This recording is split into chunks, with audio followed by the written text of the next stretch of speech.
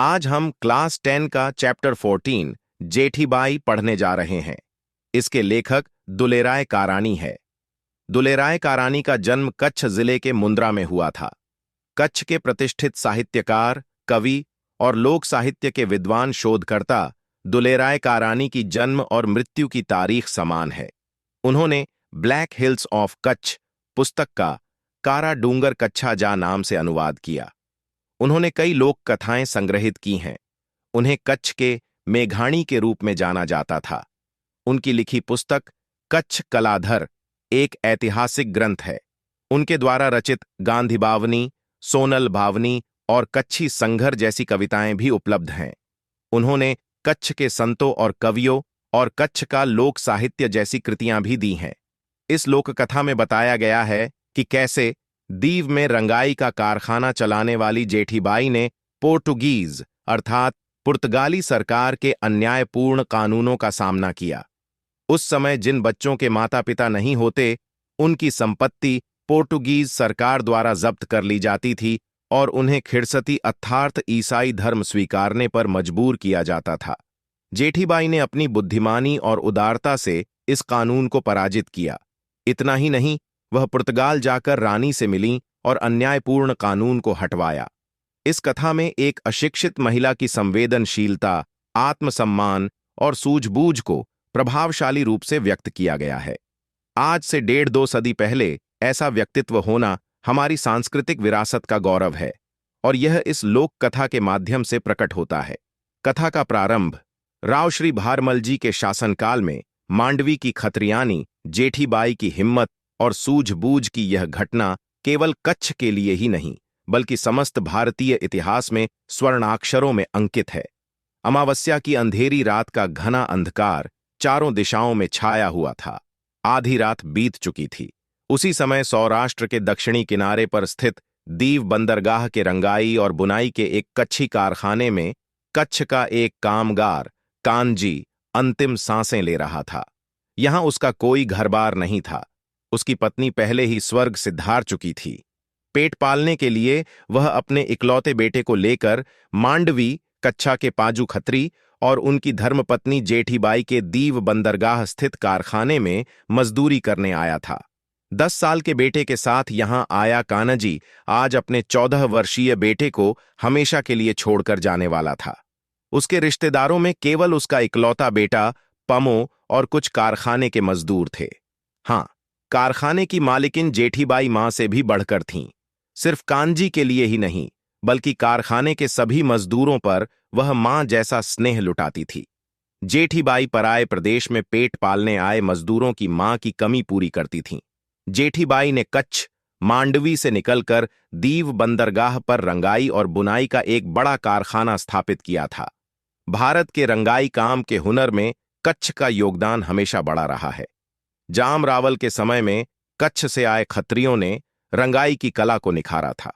पूरे सौराष्ट्र में जामनगर की रंगाई कला की प्रशंसा होती थी, लेकिन जेठीबाई ने दूर दीव बंदरगाह को चुना था। वहां से उनके कारखाने का माल विदेश भी भेजा जाता था। यूरोप, ईरान और जंगबार मोजाम्बिक तक उनके सामान पहुंचते थे। उच्च स्तर की रंगाई कला के कारण उनका कारखाना दिन ब दिन प्रगति करता जा रहा था। गुजरात के सुल्तानों के समय पुर्तगालियों ने आक्रमण करके दीव पर कब्जा कर लिया था। यह 17वीं शताब्दी का मध्यकाल था। पुर्तगाल की रानी की ओर से दीव का शासन पुर्तगाली गवर्नर चला रहा था। उसी समय पोर्तुगीज फादर अर्थात पुर्तगाली पादरियों द्वारा धर्म परिवर्तन की गतिविधियां जोरों पर थीं। भारत में ईसाई धर्म के प्रचार के लिए पादरियों ने जमीन आकाश एक कर दिया था। अनजान और भोले भाले लोगों को लालच देकर ईसाई धर्म अपनाने के लिए मजबूर किया जा रहा था। यहाँ के कानून भी ऐसी गतिविधियों को बढ़ावा देने वाले बनाए गए थे। पुर्तगाली शासन के दौरान एक ऐसा कानून था कि यदि कोई बच्चा अनाथ होता तो उसे जबरन ईसाई बना दिया जाता और उसकी संपत्ति जब्त कर ली जाती। इस अन्यायी कानून ने दीव की जनता के हृदय में खलबली मचा दी थी। पर कानून तो कानून था और वह अपना काम कर रहा था। इस कानून से पादरियों की सत्ता और उनका अन्यायपूर्ण दबदबा बढ़ता ही जा रहा था। पुर्तगाली शासन के इस अत्याचारी दौर में मरणासन्न कांजी की आत्मा शरीर छोड़ने को तैयार नहीं थी। उसे चिंता सताए जा रही थी कि उसके मृत्यु के बाद उसके 14 वर्षीय पुत्र पर ईसाई पादरियों के इस कानून का क्या कहर टूटेगा। यह चिंता उसके दिल को भीतर से खाई जा रही थी। पिछले 8 दिनों से उसने अन्न का एक दाना तक नहीं खाया था। फिर भी उसकी आत्मा इस चिंता में उलझी हुई थी और मुक्त नहीं हो पा रही थी। 8वें दिन आधी रात को उसकी सांसें टूटते देख उसे जेठी बाई सांत्वना दे रही थी। उन्होंने कहा, काना भाई, अपने मन को हल्का कर लो। जो भी तुम्हारी तकलीफ है, बेफिक्र होकर मुझे कह दो। तुम्हारी आत्मा यूं क्यों बेचैन हो रही है? इस बार कांजी ने कामदार के पास खड़े अपने किशोर पुत्र की ओर अपनी उंगलियों से इशारा किया। जेठीबाई ने तुरंत उसके मन की बात समझ ली। उन्होंने किशोर का हाथ अपने हाथ में लेकर कहा, काना, आज मैं भगवान को साक्षी मानकर यह वचन देता हूं कि यदि मेरा सारा कारोबार बर्बाद हो जाए तब भी मैं तुम्हारे पुत्र पर कोई आंच नहीं आने दूंगी। आज से यह बेटा तुम्हारा नहीं, मेरा है। तुम निश्चिंत होकर अपना देह त्याग दो। जेठीबाई के इन शब्दों ने कान्हजी के भीतर के तूफान को शांत कर दिया। उसे पता था कि यदि जेठीबाई ने वचन दिया है तो वह उसे हर हाल में निभाएगी। उन्हें जेठीबाई के वचनों पर पूरा विश्वास था। कुछ ही देर में उनके प्राण त्याग दिया। स्थिति अत्यंत गंभीर थी। कांजी की मृत्यु की खबर बाहर फैलती तो तुरंत पादरियों और पुलिस का दल उनके घर में धावा बोल देता। उनके अनाथ पुत्र और घर की सारी संपत्ति छीन ली जाती। जेठीबाई ने समय की नजाकत को समझते हुए कांजी की मृत्यु की खबर को छिपा दिया और तत्काल एक जोरदार कदम उठाया। उसी रात उन्होंने कारखाने के एक अन्य कर्मचारी की बेटी के साथ कांजी के बेटे पमो का विवाह करा दिया। विवाह की रस्म पूरी होते ही तुरंत पमो के लिए एक नया घर भी तैयार कर दिया गया। अगले दिन शाम को कांजी की मृत्यु की घोषणा की गई। पादरी पहले से तैयार बैठे थे। वे तुरंत पुलिस के साथ घर पर आ धमके, लेकिन इस बार जेठीबाई एक वीरांगना की तरह सामने खड़ी हो गईं। उन्होंने निर्भीकता से पादरियों और पुलिस को चुनौती दी कि कांजी का बेटा अनाथ नहीं है, बल्कि वह तो विवाह कर चुका है और अब वह विवाह सूत्र में बंधा हुआ है। उस दिन जेठीबाई रणचंडी के समान दिख रही थीं। उनकी तेजस्विता के आगे पुलिस अधिकारी भी सहम गए। थोड़ी नोकझोंक के बाद वे सब लौट गए। हालांकि पादरी इतनी जल्दी हार मानने वाले नहीं थे। वे पुर्तगाली अदालत में मुकदमा लेकर गए, जिसमें कांजी के बेटे के विवाह को रद्द करने की मांग की गई। लेकिन हिंदू धर्म के विवाह को अदालत भी नहीं तोड़ सकी। अंततः अदालत ने विवाह को वैध ठहराया और पादरी अपना सिर पीट कर रह गए। इस प्रकार जेठीबाई ने नैतिक विजय हासिल की, लेकिन पुर्तगाली सरकार का यह काला कानून उनके दिल में एक कांटे की तरह चुभता रहा। इससे पूरे देश को मुक्ति पाने का उपाय वह दिन रात सोचती रहीं। उसे लगा कि पोर्टुगीज फादर और पोर्टुगीज सरकार चुप नहीं रहेगी। वह अब भी पमो के साथ छल कर सकती है। पमो के साथ कोई भी अत्याचार हो, उसे यह बिल्कुल मंजूर नहीं था, क्योंकि उन्होंने कांजी को वचन दिया था। अपने दिए गए वचनों को वह कभी झूठा नहीं होने दे सकती थी। इसलिए उन्होंने इस प्रथा के खिलाफ कदम उठाने का सोचा। उसे यह भी लगा कि यह बात केवल पमो की ही नहीं है, बल्कि इस प्रथा के शिकार न जाने कितने ही लोग होंगे। अतः उन्होंने इस प्रथा को पूरे देश से ही समाप्त करने का निश्चय किया, ताकि बाकी लोग इस प्रथा के शिकार न हो सके। परंतु पुर्तगाली सरकार का सामना करना सीधे मौत को बुलावा देने जैसा था।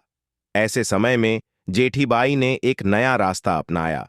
उन्होंने एक कुछ अच्छे बैरिस्टर की सलाह ली, जिन्होंने उन्हें पुर्तगाल की रानी को संबोधित कर पुर्तगाली सरकार के अत्याचारों की कहानी पुर्तगाली भाषा में भावुक शब्दों में लिखवाने की सलाह दी। इसके बाद जेठीबाई ने इस अपील को अंग्रेजी के बड़े अक्षरों में लकड़ी की पट्टियों पर खुदवाया। फिर इसे एक बड़ी रेशमी चादर पर भी संपूर्ण रूप से छपवाया। अर्जी के चारों ओर सुंदर फूलों के डिजाइन बनाकर सजाया गया। पूरी ओढ़नी पर यह अर्जी इतनी कलात्मक रूप से तैयार की गई थी कि इसे देखकर हर कोई दंग रह जाए। इस अर्जी में प्रमुख हिंदू औरतों के हस्ताक्षर भी लिए गए। इस ओढ़नी में धर्म के नाम पर हो रहे अन्याय को सजीव वर्णन किया गया। छपी हुई ओढ़नी को सुंदर किनखाब की थैली में रखकर जेठीबाई ने यात्रा की तैयारी शुरू की।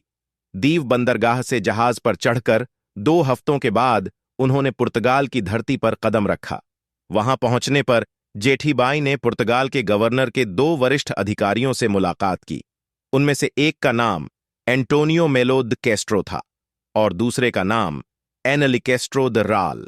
इन दोनों अधिकारियों ने जेठीबाई से बहुत सहानुभूति के साथ मुलाकात की और उनकी सारी बातों को ध्यानपूर्वक सुना।